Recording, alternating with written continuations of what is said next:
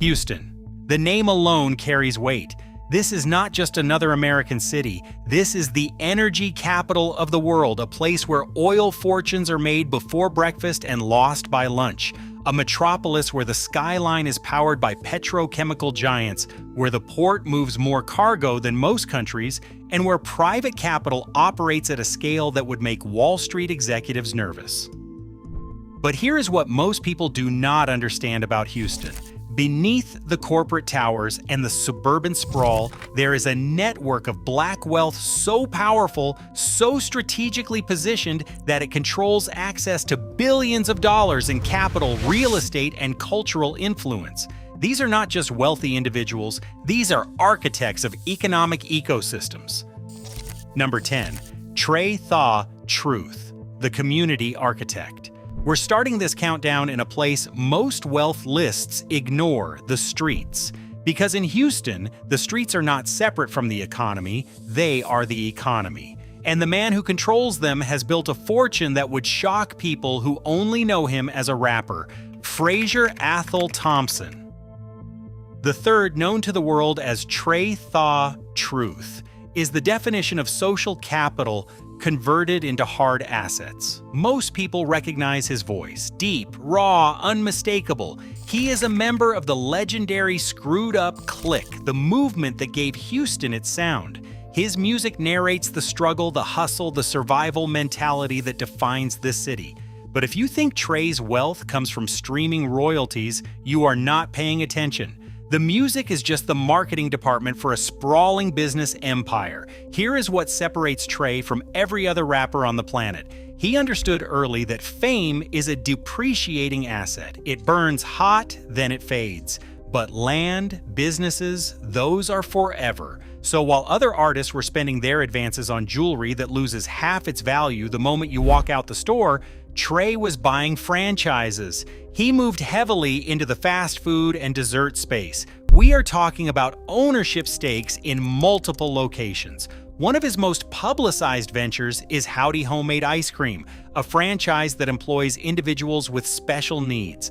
Now, some people might look at that and think it is just charity. It is not.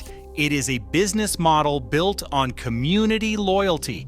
When Trae opens a location, Houston shows up, lines around the block, social media explodes. The community rallies because they know this is one of their own reinvesting in the neighborhood. But the franchise game is just one pillar. Trae's real estate portfolio in Houston is expanding quietly. He is buying back the blocks he grew up on. And here is the genius of it. He is not flipping them to outsiders. He is holding them, because he knows that in 10 years, those properties will be worth triple what he paid. He is playing the long game. Then there is the Relief Gang. This is Trae's nonprofit organization, but calling it a nonprofit does not capture the power it wields. When Hurricane Harvey hit Houston in 2017, the official emergency response was slow, chaotic, and overwhelmed. Trae mobilized faster than FEMA. He organized convoys of trucks, boats, and volunteers. He pulled people out of flooded homes. He distributed food, water, and supplies to thousands of families. The city watched and took notes. The Relief Gang became the unofficial crisis management arm of Houston. But here is where it gets interesting. That kind of influence translates into massive leverage. When major corporations want to operate in Houston, especially in the Black community, they go through Trae. He is the bridge between corporate capital and the streets. McDonald's wants to launch a campaign they call Trae. A law firm wants to build credibility in the community, they partner with Trae. This is not just goodwill, this is access, and access has a price tag. His net worth is estimated in the high single-digit millions, but his street value, his ability to mobilize thousands of people and millions of dollars with a single phone call, is priceless. Trey the Truth proved that in Houston, you do not have to leave the hood to conquer the boardroom. You just have to buy the deed. And once you own the deed, you control the narrative.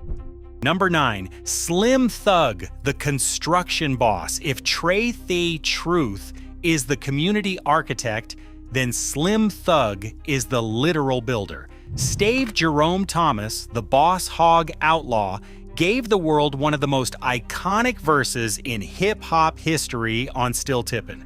That song put Houston on the map. It became the anthem. But while other rappers were spending their advances on depreciating chains, Slim Thug was studying blueprints. He saw something that most entertainers miss. Real estate is the only asset class where you can leverage other people's money to build generational wealth.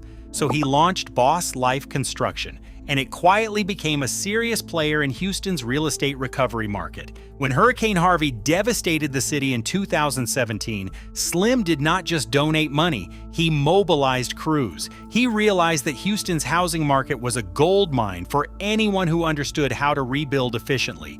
His business model is brilliant in its simplicity. Buy distressed properties in the neighborhoods he grew up in, places like North Houston. Renovate them with high-end finishes, then sell or rent them back to the community at rates that are affordable but profitable. He is gentrifying his own hood, but he is doing it for the benefit of the people who already live there. That is the key difference. Boss Life Construction specializes in what Slim calls affordable luxury, closing the gap between low-income housing and the overpriced condos taking over the city. Slim has admitted in interviews that he makes more money sleeping than he does performing. Think about that statement for a second. His portfolio includes rows of single-family homes and land lots that have appreciated massively as Houston expands outward. The city is growing, the population is booming, and Slim owns the dirt that developers need. He drives custom cars, he lives in a massive estate, but his wealth is grounded in concrete and lumber, not streams and likes. He is teaching an entire generation of Houstonians that being a boss is not about popping bottles in the club. It is about pouring foundations in the mud. Slim Thug transitioned from selling compact discs to selling keys, literal house keys, and that ensures his fortune will last long after the music stops playing. Number 8. Bun B, the Burger King of the South. At number 8, we have a man who proves that your second act can be even bigger than your first. Bernard Freeman, better known as Bun B of the legendary duo UGK, is rap royalty. He is a professor at Rice University, one of the most prestigious institutions in the country. He is a cultural icon who has influenced 2 generations of Southern hip-hop. But in the last few years, Bun B has pivoted into a culinary empire that has venture capitalists lining up around the block.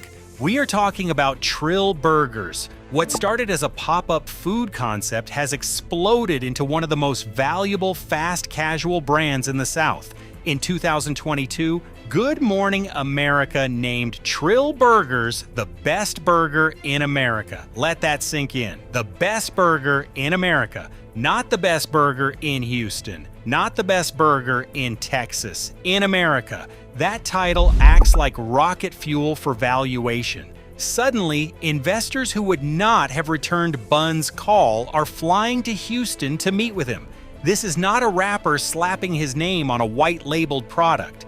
Bun B is the active owner and the face of a business that is scaling rapidly. The lines for Trill Burgers at events like the Houston Livestock Show and Rodeo are legendary. We are talking about queues that wrap around buildings. People wait for hours, and they are generating hundreds of thousands of dollars in revenue in a matter of days. His brick-and-mortar location in Houston has become a pilgrimage site.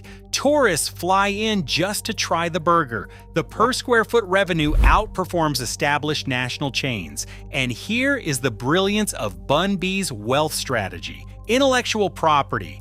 He took the word trill, a slang term that UGK popularized in the 1990s, and he trademarked it into a corporate asset. He monetized the culture of Houston hip-hop and served it on a bun.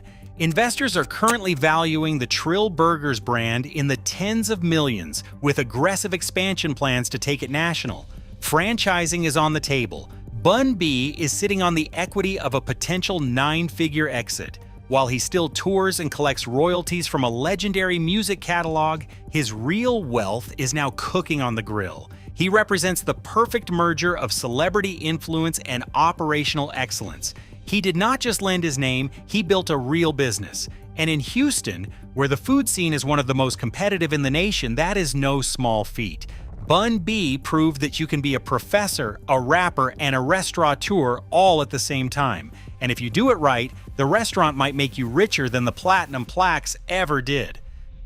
Number 7. J. Prince, the godfather of leverage. Moving up the ladder, we enter the territory of old money hip-hop.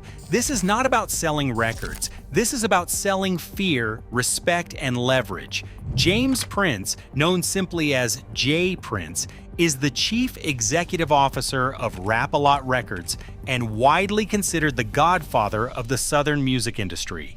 His wealth is difficult to calculate because so much of it is privately held, but estimates consistently place him north of $45 million. However, the assets he controls suggest a number far higher. J. Prince built Rap-A-Lot from the trunk of a car in the notorious 5th Ward, one of the toughest neighborhoods in Houston. He did not just sign artists, he built a vertical monopoly. He owned the masters, he owned the publishing, he owned the distribution channels at a time when New York and Los Angeles were ignoring the South completely. That meant that when the Ghetto Boys went platinum, the checks did not go to a skyscraper in Manhattan, they went to a ranch in Houston. J. Prince captured the full value chain. That is how you build generational wealth in the music industry. But his wealth is diversified far beyond music. J. Prince managed the careers of world champion boxers like Floyd Mayweather and Andre Ward. In the boxing world, the manager's cut is substantial. We are talking about percentages of purses that can reach into the tens of millions for a single fight.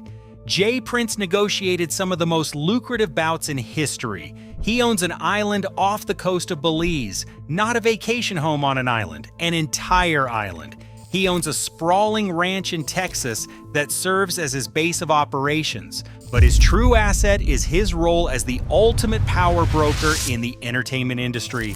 When deals get stuck, people call J. Prince. When conflicts get dangerous, people call J. Prince. That service commands a premium. He is the gatekeeper of Houston's entertainment economy. You do not move in this city without his blessing, and the toll booth is always open. While he operates in the shadows, his financial footprint is massive. He proved that you do not need to be in the spotlight to control the show. J. Prince is the gatekeeper, and in Houston, being the gatekeeper means you get a piece of everything that flows through the gate. Number 6. James Harden, the modern mogul. We shift from the streets to the stadium. James Harden is more than just a shooting guard. He is a walking GDP. Though he currently plays for the Los Angeles Clippers, his financial roots and business empire are deeply planted in Houston, the city that turned him into a superstar. With career NBA earnings exceeding $330 million and endorsement deals pushing his total lifetime earnings toward $500 million, Harden has the liquidity of a small bank. But it is what he does with that cash in Houston that puts him on this list. Harden is the owner of 13, an upscale fine dining restaurant in Houston. Now, a lot of athletes open restaurants. Most of them are vanity projects that lose money within 2 years. 13 is different. This is not just a name on the door. Harden bought the real estate. He curated the business model to cater to Houston's black elite. The menu, the ambiance, the service, everything is designed to attract high net worth individuals who are willing to pay premium prices. And it works. 13 books out months in advance. It has become the place to be seen in Houston. But the restaurant is just one piece of a much larger puzzle. Harden is a major investor in some of the smartest plays of the last decade. He holds equity stakes in Body Armor, the sports drink company that sold to Coca-Cola for billions. Early investors, including Harden, netted a massive payout. He has invested in Stance Socks and Pura, a smart home fragrance company. His venture capital firm, Impact 13, focuses on identifying minority-owned startups and scaling them. He is not just writing checks, he is actively involved in helping these companies grow. And here's the kicker. Harden signed a massive deal with Adidas worth $200 million over 13 years. But unlike traditional athletes, he negotiated for creative control and equity like participation in his sub-brand. That means he is not just getting paid to wear the shoes, he owns a piece of the business. In Houston, Harden is a T.Y. Coon. He owns shares in the Houston Dynamo, the city's MLS team, and the Houston Dash, the NWSL team. That makes him a partial owner of the city's sports infrastructure. James Harden represents the new age of the athlete billionaire trajectory. He is using the jersey to buy the stadium. And in 20 years, when his playing days are long over, his business empire will still be generating tens of millions of dollars a year. Number 5. George Foreman, the brand king. Number 5 is a man who took a punch to the face and turned it into a $300 million fortune. George Foreman is a 2-time world heavyweight champion, but his boxing purses are just pocket change compared to his business acumen. Foreman is the ultimate case study in licensing. In the 1990s, when he was approached to endorse a fat-reducing grill, he did not just ask for a fee, he asked for a partnership. The George Foreman grill became a global phenomenon, selling over 100 million units worldwide. In 1999, Foreman sold the naming rights to the grill manufacturing company Sultan Incorporated for a staggering $137.5 million in cash and stock. At the time, it was one of the largest athlete payouts in history, eclipsing the career earnings of Muhammad Ali and Joe Frazier combined. Think about that. A man who fought Ali in the Rumble in the Jungle made more money from a kitchen appliance than Ali made from his entire boxing career. That is the power of branding. But Foreman did not stop there. He reinvested that windfall back into Houston. He is a prolific real estate investor with massive land holdings across Texas.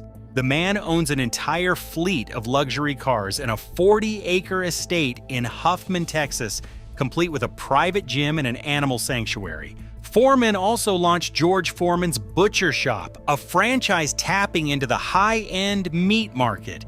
He is a preacher at the Church of the Lord Jesus Christ in Houston, where he has funded community centers and youth programs for decades. George Foreman's wealth is liquid, stable, and massive. He transitioned from being a physical laborer in the ring to being a global brand. He proved that the smartest hands in boxing are not the ones throwing punches, they are the ones signing contracts. And in Houston, where business is a blood sport, George Foreman knocked out the competition without ever stepping back into the ring. Number 4. William Bill Perkins, the hedge fund cowboy. Now we leave the world of celebrity and enter the quiet, terrifying world of high finance. William Bill Perkins is not famous for rapping or dunking. He is famous for moving markets. He is the last cowboy of the hedge fund world. Bill Perkins manages Skylar Capital, a Houston-based energy hedge fund. He cut his teeth under the legendary oil trader John Arnold at Centaurus Energy, where they made billions betting on natural gas prices. When Centaurus closed, Perkins launched Skylar, creating a firm that manages hundreds of millions of dollars in assets. Perkins is an energy trader. He makes money on the volatility of natural gas and electricity. In Houston, the energy capital of the world, this is the highest stakes game in town. A single correct trade can net tens of millions of dollars in a day. A single wrong trade can wipe out a year's worth of profits. His personal net worth is estimated to be well over $100 million. In good trading years, his liquidity can skyrocket. He is also a high-stakes poker player, regularly buying into million-dollar tournaments against the best pros in the world. But do not let the gambling fool you. Perkins is a cold, calculated mathematician. He wrote the book Die with Zero, arguing for a radical approach to wealth, spending, and life enjoyment. He challenges the traditional idea of hoarding cash until death. He lives his philosophy. He owns a yacht. He travels privately. He funds massive film projects. But make no mistake, Bill Perkins is not reckless. He is strategic. Every bet is calculated. Every risk is measured. He represents the new Houston, intellectual, high risk, and incredibly wealthy. Number 3. Gerald Smith, the money manager. If Bill Perkins is the cowboy, Gerald Smith is the sheriff. He is the chairman and chief executive officer of Smith Graham and Company Investment Advisors, one of the nation's largest black-owned asset management firms. Gerald Smith does not trade his own money. He manages the money of cities, pension funds, and endowments. His firm manages approximately $6 billion in assets. Let that sink in, $6 billion. Founded in 1990, Smith Graham & Company specializes in fixed income and equity strategies. When a firefighter in Houston retires, when a teacher collects a pension, there is a good chance Gerald Smith helped grow that money. His firm is an institutional giant. And here is what most people do not understand about asset management. The fees are small, but when you are managing billions, small percentages become enormous numbers. Gerald Smith's personal wealth is derived from the management fees and performance incentives of this massive capital pool. While private, his net worth is easily in the high tens of millions, affording him a lifestyle of immense influence. He is a power broker in the truest sense. He sits on the boards of New York Life Insurance Company and Eaton Corporation. He was the chairman of the Texas Southern University Foundation. In Houston, Gerald Smith is the man the mayor calls for financial advice. His wealth is quiet, conservative, and incredibly powerful. He represents the financial backbone of Black Houston, proving that we do not just consume capital. We manage it at the highest levels of Wall Street and beyond. Gerald Smith moves billions without making a sound. And in finance, silence is power. Number 2, Sherman Lewis, the infrastructure titan. He is the president and founder of the Lewis Group. A former Tuskegee Airman pilot, he brought military precision and deep discipline to business. The Lewis Group is an aviation and environmental engineering firm that secures massive government contracts. It wins defense contracts, provides logistics support for the military, and handles environmental remediation for large infrastructure projects. When the government needs a jet serviced or a hazardous site cleaned up, they call Sherman Lewis. His company operates out of Houston, and it serves clients globally. The barrier to entry in this industry is incredibly high. You need security clearances, decades of track record, and specialized technical knowledge. That creates a moat around the business that protects profits. Lewis has expanded into real estate and community development, reinvesting his government contract wealth into Houston's economy. He is a silent giant. You will not see him on Instagram, and you will not see him at the club. But his company generates revenue that makes entertainment money look like an allowance.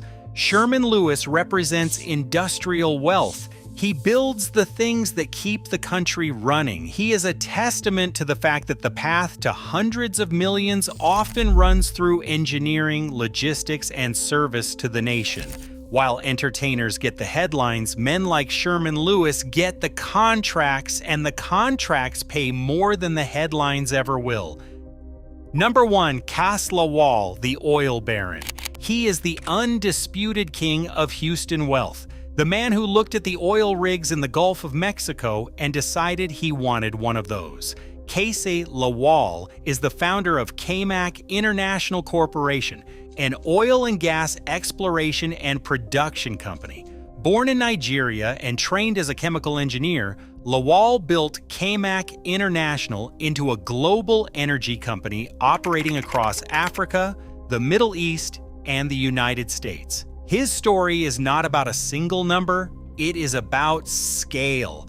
At its peak, the company controlled oil assets, logistics networks, and international contracts that placed it among the largest Black-owned energy firms in the world. That expansion reached a multi-billion-dollar scale, putting Lawal firmly in billionaire territory at its height. He negotiated with foreign governments, drilled in some of the most politically unstable regions on the planet, and secured contracts worth hundreds of millions of dollars. While parts of the business later faced restructuring and market pressure, the footprint he built remains historic. Beyond energy, Lawal moved capital into sports ownership, philanthropy, and infrastructure, positioning himself not as a headline figure, but as a builder of systems. He does not need to be on the cover of Forbes. He is too busy drilling for oil. In Houston's power economy, that kind of scale matters more than liquidity at any single moment. Cas Lawal represents the absolute peak of black wealth in Houston. He proved that a Nigerian immigrant could come to Texas, learn the oil business, and build an empire that rivals legacy companies. From the streets with Trey the Truth to the oil fields with Cas Lawal, these 10 men represent the full spectrum of black wealth in Houston. Some built their fortunes through entertainment and culture, others through real estate, finance, or industrial assets. A few moved between all of them, but what they all have in common is this: they understood that Houston is not just a city, it is an economic battlefield. And the winners are the ones who learn how to operate inside the engine. So which of these empires impressed you the most? Let us know in the comments below. If you want to see how black wealth is being built in other cities across America, make sure you subscribe. We are pulling back the curtain on the fortunes that most people will never see. I will see you in the next one.